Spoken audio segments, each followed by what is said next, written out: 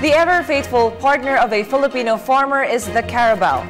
It is commonly known as a beast of burden, but the Philippine Carabao Center in Nueva Ecija is taking steps to fully utilize the Pinoy carabao. More details from Emil Carrion.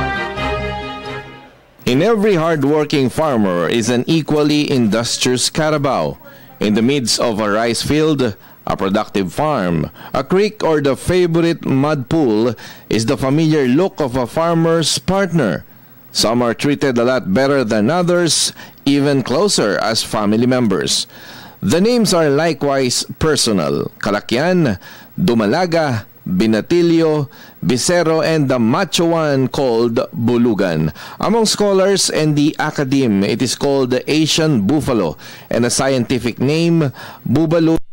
In the program Radyo Vision Media ng Bayan, the PCC or Philippine Carabao Center, through its head executive director Arnel Del Barrio, bear the programs that will improve on the other qualities of the carabao. Ang Philippine Carabao Center talaga ang trabaho ay para pataasin ang kinikita ng mga magsasaka.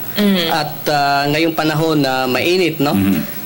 Ang Philippine Carabao Center ay nagsasagawa actually series of training seminar sa ating mga magsasaka para ipaalam sa kanila na ngayong panahon ilang alagaan mabuti ang mga kalabaw dahil konting bawas sa pagkain ay makakaapekto sa production ng gatas. So meron tayong mga natapos na activities, halimbawa ang silage making, no?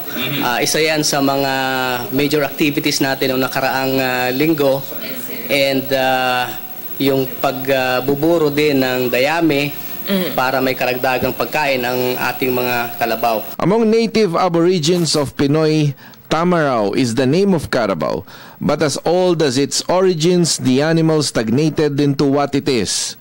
The other potential are left untapped. Through the PCC, these are given push towards betterment. Yung intention na magsasaka na mag-alaga ng barahong kalabaw. At syempre, ang number one requirement, meron siyang babaeng kalabaw. Okay. Native carabao o crossbred o purebred. At dun sa kanyang community, dapat marami pang babaeng kalabaw. Like minimum of 35 breedable female carabaos. Okay. So hindi pwedeng isang barako, isang native o isang babaeng kalabaw. Ang ratio is 1:35. In an agriculturally rich country, the closest ally is the carabao, a real friend through the heat, cold, dry spells, come rain or floods, that for every field and every plow, or carrying the fruits of the toil, strength of muscles is imperative, but profit is economy of the country and food for the table of every family.